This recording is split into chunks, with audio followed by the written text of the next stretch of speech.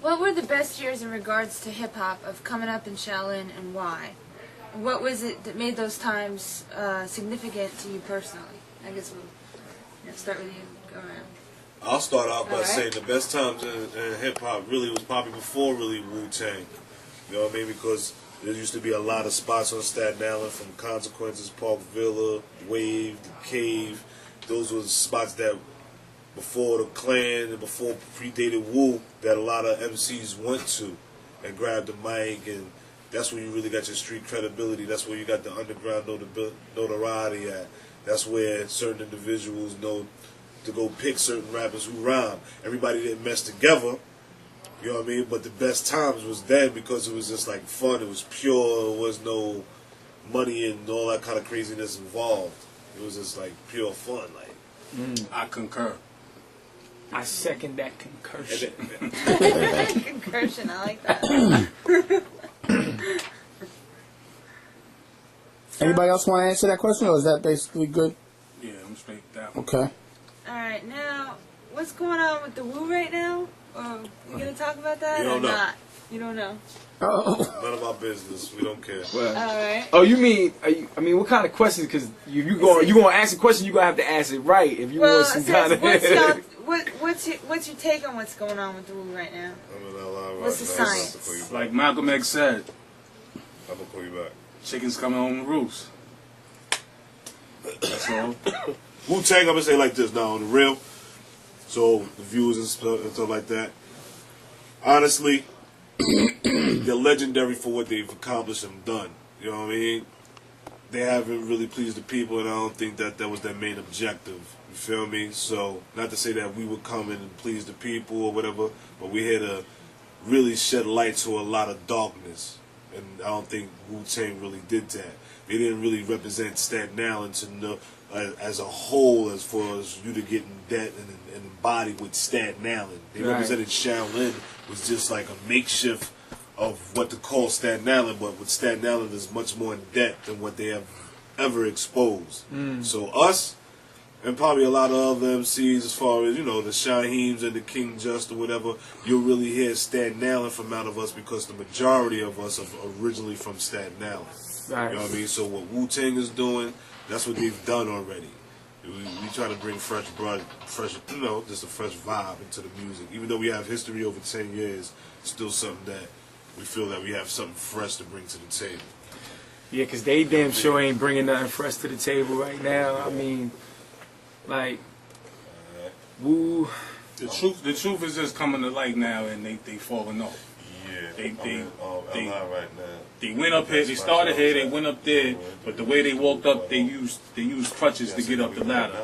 But now it's time for them to walk, and they can't. So Right. that's basically what's happened with them. What do you think? But I think the question that fan may have meant was, What is the expect? what's going on now within the Wu-Tang, you know, a lot of the infighting and the, you know, stuff like that. Yeah. Oh, how Riz is raping and taking all the money? Is that what you was trying to say?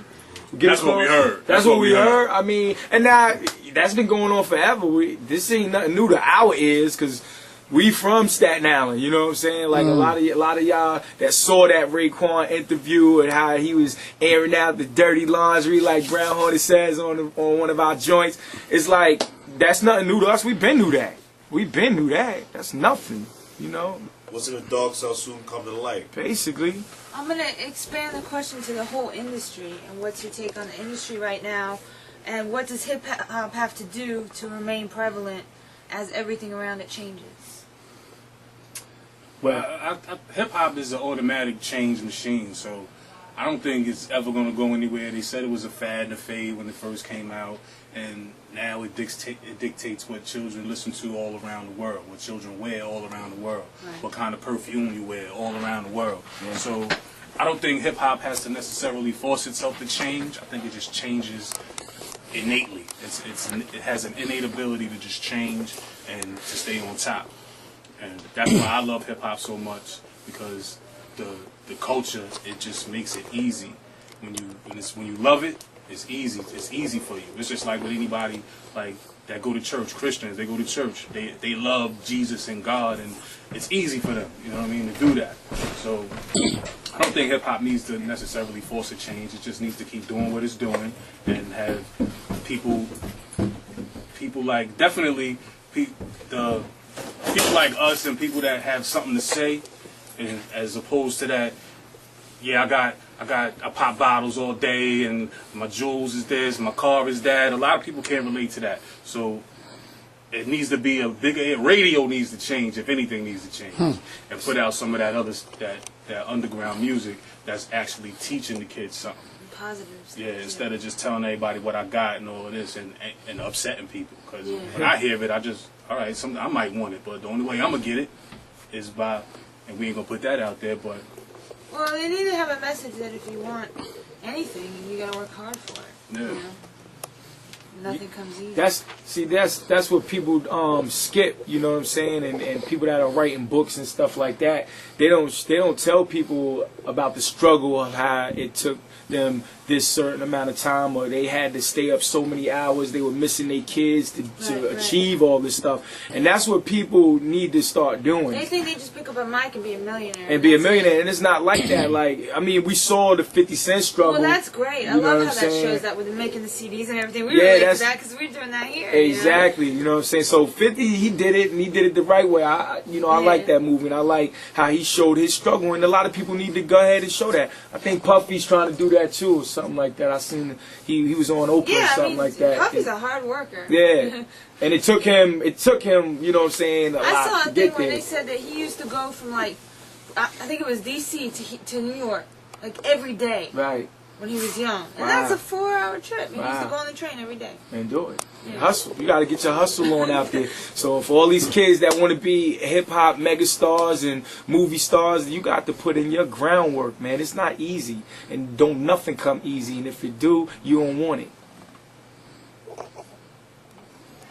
You got anything to say about this, Pop? Yeah, I want a few things easy, but we won't get into that. Ladies. Buns on a Barbie. What's the next question? We got lollipops. We on Chamber Music, the baby. next question is a good question. Do you guys have any AKAs? Yeah. I love AKAs. June Lover, a.k.a. Mr. Jux. That's what I got. You know what I'm saying? Mr. Jux.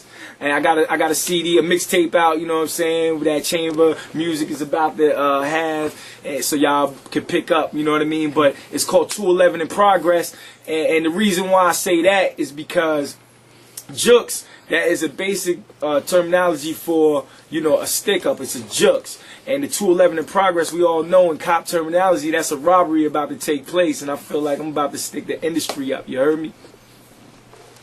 Down low. AKA DLR, AKA DLR 7.0, the new version. Get that. Woo! I just learned that one. I have a few, so get My pencils out. But we have the Brown Hornet, Pop the Brown Hornet, a.k.a. the Brown Bomber, a.k.a. Gut Check, a.k.a. Benny Black, a.k.a. Bomber Fire, a.k.a.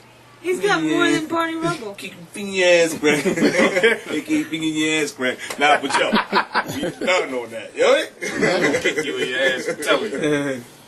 yeah. Alright, that was not too bad. And your ass, crack? What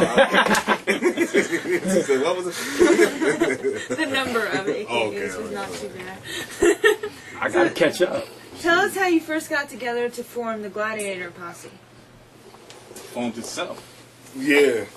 Gladiator Posse, like I said, we all from Stapleton. So GP, when the Gladiators ran around Stapleton, a young bunch of brothers, you know, just gladiating. And gladiating terminology more or less came from when we were younger. Guns became very popular. We coming from the generation of where probably that Generation Next began, where a lot of people put down the guns and the crack. I mean, well, picked up the guns and the crack and put down the basketballs, footballs, and so forth and so on. Mm-hmm. So when Gladiators really first derived, it was more or less like you have brothers that's willing to fight with their hands instead of picking up weapons. That's why when we say Gladiators, even mentally, it's more of mental war than it is anything physical. We're not MCs that's going to this. I mean, gladiators have to do what they have to do, but more as a mental war, and that's what lyrical gladiators, we will destroy you. Yes. You know what I mean? So, and how we got together is because we're from Stapleton, and gladiators was a movement, but we took the physical out of it when we were young, doing whatever we did, and put it to a lyrical, and made it more of a positive thing for us to